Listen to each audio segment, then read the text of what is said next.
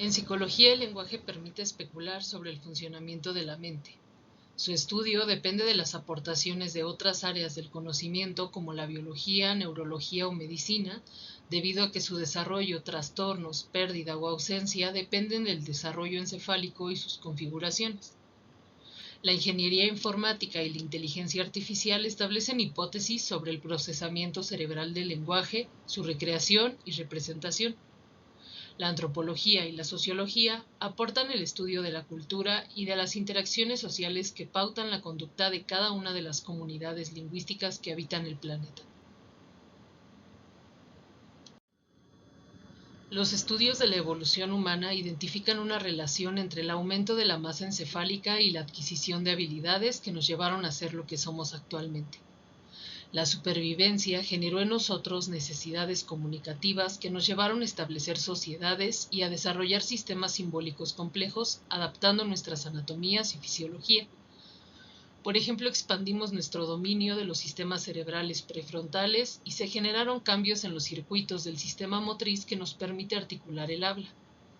Factores como la posición de la laringe, la posibilidad de desplazarnos en una posición erguida, la libertad de movimiento en nuestras manos, la aceleración en el periodo de gestación y el control neurológico de procesos como el pensamiento y la motricidad forman parte de las hipótesis que explican las condiciones biológicas necesarias para que desarrolláramos sistemas de comunicación complejos a diferencia de otras especies. En la dimensión biológica, la neurolingüística investiga la forma en que nuestro cerebro posibilita el desarrollo del lenguaje. Para la psicología, el lenguaje pone en evidencia aspectos individuales como el nivel de desarrollo motriz o la calidad afectiva y cultural de los contextos que habitamos. Para las neurociencias, el desarrollo del lenguaje depende de características fisiológicas, cognitivas y sociales. Entre las características fisiológicas destacan los descubrimientos del médico anatomista Paul Broca y el neurólogo y psiquiatra Carl Wernicke, quienes localizaron la relación entre algunas regiones cerebrales y las funciones lingüísticas. A través de sus investigaciones establecieron que durante la percepción y emisión del lenguaje los sistemas auditivo y visual envían las señales captadas al área de Wernicke, donde una vez establecidas serán transmitidas al área de Broca, en la que serán procesadas e interpretadas para enviar señales al área motora responsable de activar las conductas del lenguaje a través de las que respondemos a los estímulos. Sus descubrimientos llevaron a considerar el hemisferio izquierdo del cerebro como la región más activa durante el desarrollo de las funciones lingüísticas, principalmente las áreas de Broca y Wernicke, los lóbulos frontal, parietal, occipital, temporal izquierdo, el cuerpo calloso y la circunvolución angular.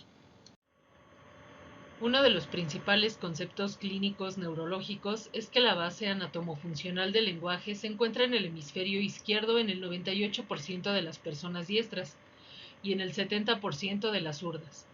Pero las investigaciones modernas con resonancia magnética funcional han demostrado que durante el lenguaje ordinario también hay procesamientos efectuados por el hemisferio derecho. Sin embargo, muchos aspectos fisiológicos permanecen aún desconocidos. Beatriz Borjas, autora de Lenguaje y Pensamiento, asegura que se ha comprobado que el hemisferio derecho interviene en capacidades como comprender la entonación lingüística y la sintaxis, dando lugar a una perspectiva holística donde la actividad lingüística es resultado de la participación interdependiente de varias regiones cerebrales. Entre los mecanismos neurocognitivos que hacen posible el lenguaje intervienen principalmente los procesos de percepción, atención y memoria. Para producir y comprender el lenguaje es necesario que las personas asumamos un papel activo, recuperando información almacenada en los diferentes tipos de memoria y relacionándolos con los estímulos visuales, auditivos o táctiles que percibimos.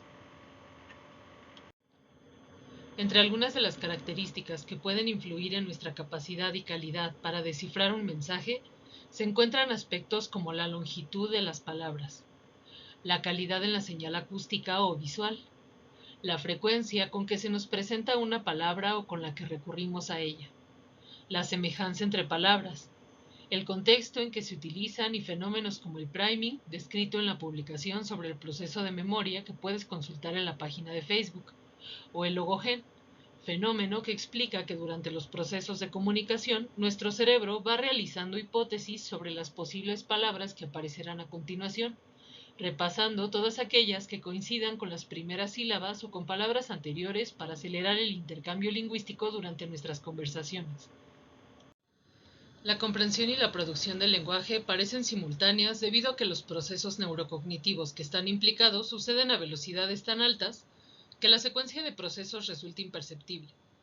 Por esta razón, en ocasiones se producen incoherencias conocidas como lapsus lingua, durante los que olvidamos aquello que íbamos a decir y pronunciamos algo sin sentido o con un sentido distinto. Entre las teorías e hipótesis sobre la adquisición del lenguaje pueden mencionarse el modelo conductista de adquisición del lenguaje del psicólogo Frederick Skinner, las hipótesis del lingüista Noam Chomsky, las teorías del desarrollo del lenguaje de Jean Piaget, la propuesta del interaccionismo social de Vygotsky y la propuesta de las inteligencias múltiples de Howard Gardner, que incluye una inteligencia lingüística. Skinner propuso que el lenguaje se desarrolla durante la infancia a través del ensayo y error del lenguaje que se observa en las figuras parentales. Para Skinner, el lenguaje filial representa un estímulo que imitamos, y este acto de imitar se convierte al mismo tiempo en un estímulo reforzador que se irá perfeccionando con la práctica.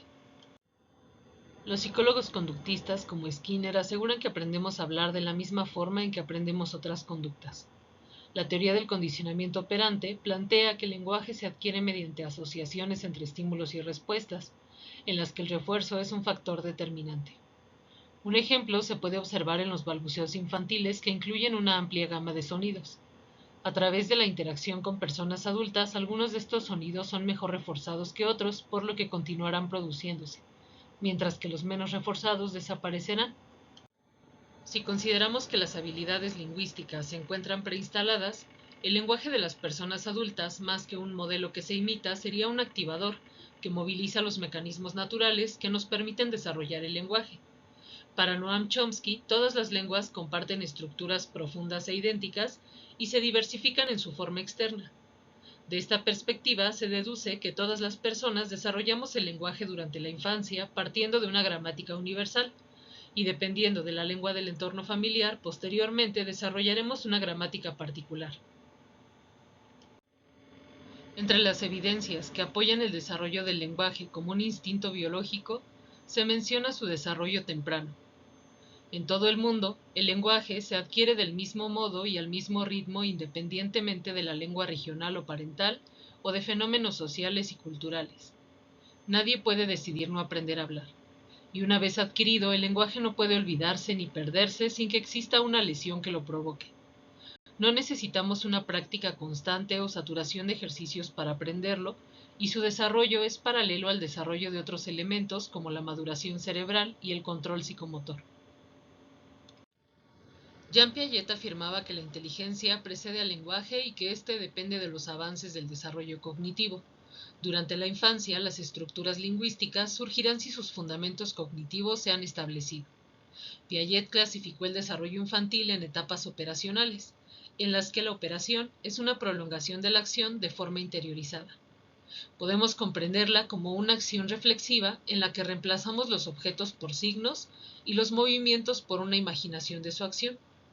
Piaget afirma que la adquisición de pensamiento está relacionada con la adquisición de la función simbólica, de la que el lenguaje es una manifestación.